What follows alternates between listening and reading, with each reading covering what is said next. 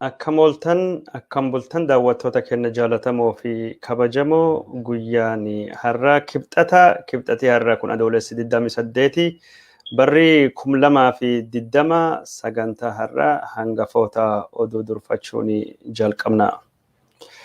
Qeerroon Oromoo fincila mootummaa Abiy Ahmed irratti finiinsuu fi qophaa'an komiini aktivistoota Oromoo takka jidduu ture araaraa fi mariin furachuun himame.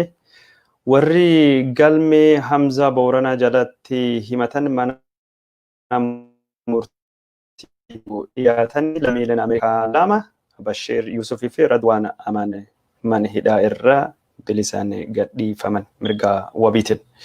Naannoon Tigraay filannoo akka hin geggeeffanne Abiy Ahmed kadhatee jira. Bilxiginaan naannoo Amaaraa fi Oromiyaa dookumentiilee ilaalcha faashistummaa mul'isanii miliqee harka isaaniitti bahee kun hangafoota oduu har'aati. Gara bal'ina oduutti dabarra.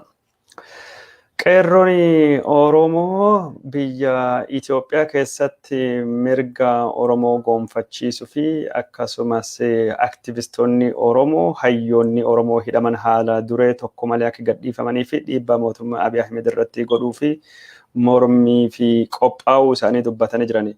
Qeerroon kutaalee Oromiyaa adda addaa ka dubbisni akka jedhamutti haalli intarneetii yeroo ammaa kana waan deebi'ee jiruu fi qeerroon naannoo adda addaa jiran sagantaalee adda addaa ka laguu gabayaa ka karaa cufuutuu fi ka hiriira mormii qopheessuun ni mijata ka jedhani. Qeerroleen kun yeroo ammaan tana mootummaan diinaa Oromoo tahuu dookumentarii adda addaa ka televizyiinii fi raadiyoo fi sagantaalee Habashaa gubbaatti dhiyeessan irraa argaa jirra. Kanaafuu yeroo ammaan tana hayyoonni Oromoo man hidhaa jiranitti yeroo biltsiginnaan waraana walumaa galatti uummata Oromoo irraa banaa jiru kanatti qeerroon Oromoo harka marateen ta'uu saganteeffatee ayyaana Arafaa duubanii mormii barbaachisu Oromiyaa guutuu hundattu labsanii hojii irra oolchuu fi mirkana tahuu dandeenya jechuudhaan dubbatanii jirani.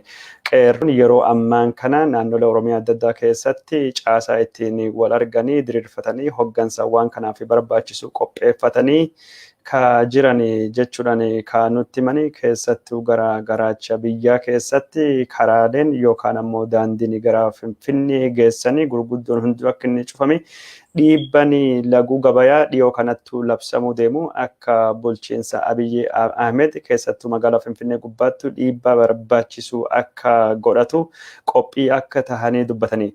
Mormii laguu ka ayyaana Iid al-Arafaadhaan duubattuu labsamuu irratti karaaleen gurguddoon gara Finfinnee dhufanii karaan Jabuutii ka makiinaatii fi baaburaa karaan Goojjam irraa dhufu ka Fichee ka Gowaa Tsiyooni karaan Shanoo Dabra Birhaan ka Walloo gubbaa dhufuu fi karaan Keenya irraa dhufu ka Adaamaa dhiifama ka Bushooftuu Hawaasaa akkasumas karaan Adaamaa irraa Finfinnee dhufuu fi karaan naannolee Oromiyaa zoonii fi magaalaa fi godinaa walittuu fidan gurguddaan ka cufamuu fi tatamsa'inni meeshaatii fi namoota ka to'atamu tahuu dubbatanii jirani.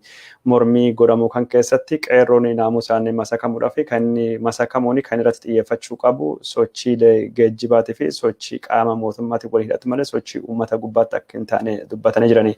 Bifuma kanaan qabeenyi sabaa fi sablammii ka magaalaa Oromiyaatii fi qarqaraa fi naannoo ollaa jiran hundinuyyuu eegumsi barbaachisan akka kennamuu fi warri qeerroo naannoo Oromiyaa adda addaa keessa jiran ka dubbisnee dubbatanii jiranii. Keessattuu yeroo mormiin kun qophaa'u keessatti mootummaan Oromoo amantii fi gosaan walitti buusuu fi shira adda addaa dalaguu waan danda'uu fi bakka amantiitii fi akkasumas bakka uummatni itti walitti dhufuu danda'u hundaafiyyuu eegamsi barbaachisan akka kennamu dhaamsi dabre jira.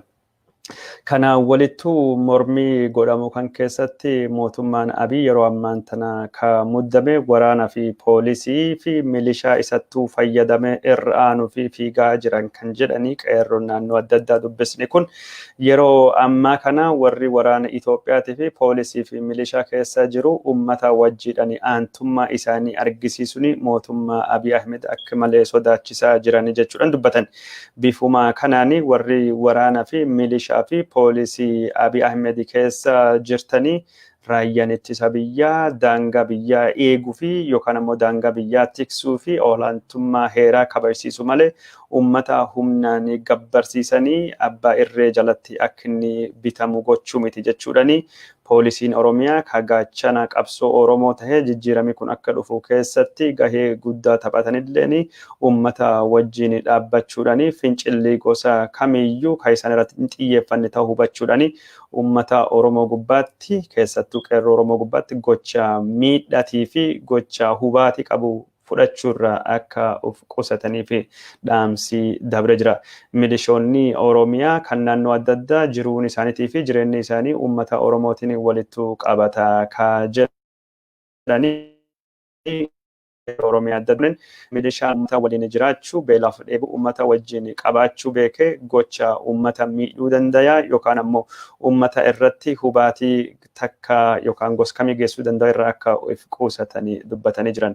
Yeroo ammaan tanatti qeerroon kallattii Oromiyaa afraanuu ka bahaatii fi lixaa ka kaabatii fi kibbaa ka jidduu galeessaa mormii Oromoo waldaansoo hayyoota Oromoo manhidhaa keessaa baasuu fi OMN deebisee bansiisuu fi mootummaa abbaa irree Abiy Ahmedii kan nafxanyaan dhuunfatame aangoo irraa dhidhiimsiisuu fi waldaansoo dhumaatii fi qophaa'uu kanaaf hoggansa barbaachisaa fi malaa fi tarsiimoo qunnamtiitii fi tarsiimoo qophii qabsoo qopheeffatee jiraachuu isaanii dubbatanii. Oduu karaa biraatiin komiin aktivistoota Oromoo takka jidduu ture araaraa fi mariin nagayaan xumuramuutu dubbatame ture.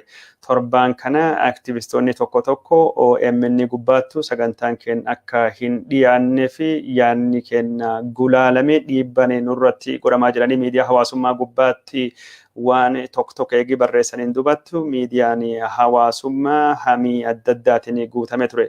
Bifuma kanaanii gareen nafxanyaa Oromoon keessattuu aktivistoonni bakka lamattuu cabanii kun ammoo qeerroo Oromoo kabiyya jiranillee bakka lamatti bifa amantii fi gandaan fakkaatuun cabee jira jedhamee ololii oofamaa turuun ni yaadatama.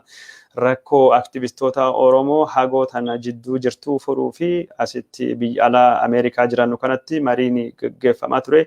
Bifa mariin geggeeffameenii warri komii qabuu fi wal hubannoon jidduu isaanitti dhalatee rakkoo jidduu warra jirtuu marii fi araaranii fixatanii dubbiin jaarsummaan akka dhumattetti dubbatama.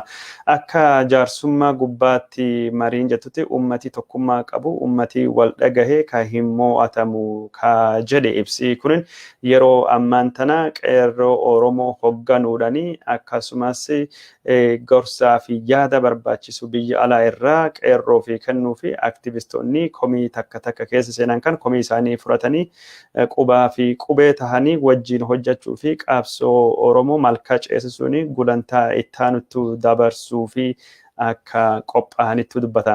Ammaan booda torbaan kanaan booda aktivistoonni Oromoo biyya alaa jiran kun hundinuyyuu sagalee tokkoon jiddu galeessummaa tokkirraanii yaada tokkirraa ummata Oromoo qeerroo biyya jiruu fi yaamicha godhuu fi ka qophaa'an ta'uullettu dubbatama. Kunin oduu akka malee gammachuuti keessattuu warri dhiyoo kana qeerroon Oromootii fi aktivistoonni Oromoo addaan caphanii bittinnaawwan jedhee oduu olola oofaa turee fi oduu gaddaa guddaa kaampii Oromootiif ammoo oduu gammachuu guddaa tahee akka inni mul'atutti himamaa jira. Daawwattoota keenya jaallatamoo fi kabajamoo mariini araarri jaarsummaan maanguddummaan rakkoo aktivistoota Oromoo jidduu jirtu furtee jirti. Bifuma kanaanii aktivistoonni akka Dr. Hizqeel Gabbisaa, Ittaanaa Habtee, Tsaggaayee Araarsaa fi warri biraalleen bifa qindaa'een OMN wajjinii yookaan OMN irratti dhufanii yaamicha qeerroo fi qarree Oromooti akka godhamuttu dubbatamaa jira.